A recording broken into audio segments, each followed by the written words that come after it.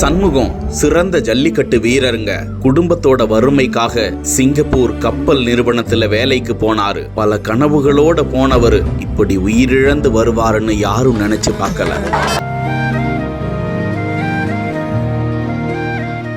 Singapore கப்பல் மோதி விபத்துக்குள்ளான சம்பவத்தில் உயிரிழந்த ஜல்லிக்கட்டு வீரரின் உடலுக்கு இத்தனை மரியாதை.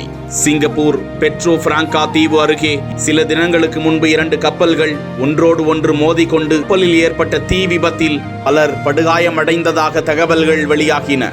பலரும் உடனுக்குடன் மீட்கப்பட்டு மருத்துவ சிகிச்சைக்காக கொண்டு செல்லப்பட்டனர். அதில் தமிழகத்தைச் சேர்ந்த புதுக்கோட்டை அடுத்த மேட்டுப்பட்டி அருகே உள்ள ஈட்டி தெருவை சேர்ந்த பட்டதாரி இளைஞர் சண்முகமும் பணிபுரிந்து வந்த நிலையில் அவர் அவ்விபத்தில் உயிரிழந்து விட்டதாக அதிர்ச்சி தகவல் வந்தது.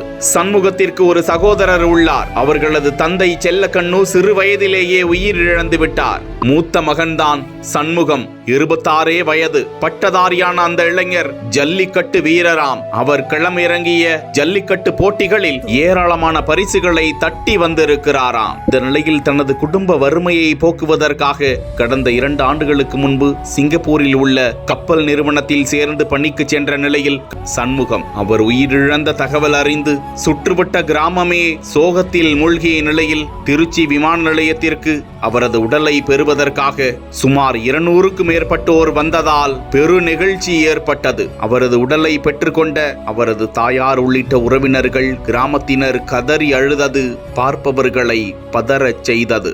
ஏராளமானோர் இளைஞர் சண்முகத்தின் குடும்பத்தினருக்கு ஆழ்ந்த இரங்கல்களை பதிவிட்டு வருகிறார்கள்.